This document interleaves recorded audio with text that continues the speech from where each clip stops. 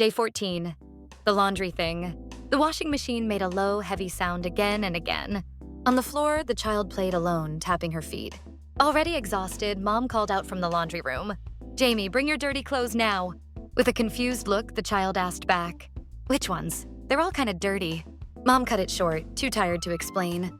"Don't care. All of them." After thinking, the child asked something important. "Even the ones on my bear?" Mom swallowed a sigh and answered, "Oh my God, yeah, even bears." The child's face tightened with worry. "He's gonna be cold," Mom replied in a practical tone. "He'll survive. He's a stuffed animal." The child's imagination didn't stop. "He's not stuffed, he's brave," Mom warned with thin patience. "Jamie, don't make me come there." The child's voice rushed. Okay, I'm coming." While rushing, a sock fell to the floor. "Oh no," Mom asked right away. "What now?" The child's eyes went under the bed. "My sock ran away under the bed," Mom said, giving up. "Leave it. It lives there now." The child's voice turned desperate again. "But it's my favorite one," Mom encouraged with a joke. "Then go rescue it, superhero." The child crawled down to the floor. "Ew, dust. It's snowing under my bed," Mom shouted in alarm. "Don't eat it, just grab the sock." The child finally grabbed the sock.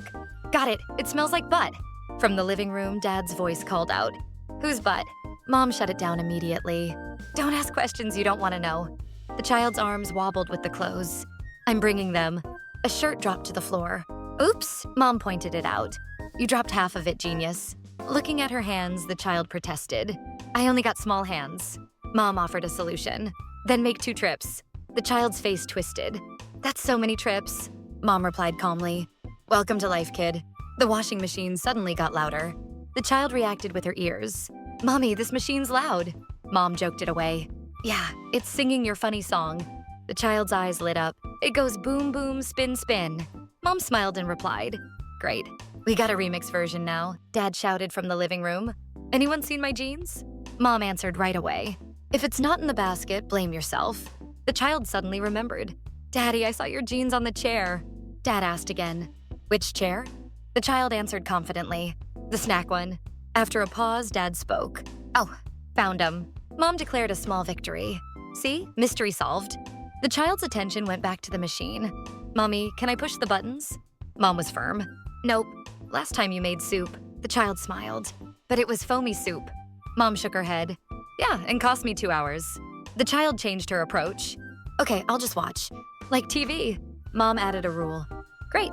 Silent watching only." The child's imagination started again. "Can I name the clothes?" Mom paused. "Sure, why not?" The child grinned. "This one's Mr. Stinky Pants." Mom laughed tiredly.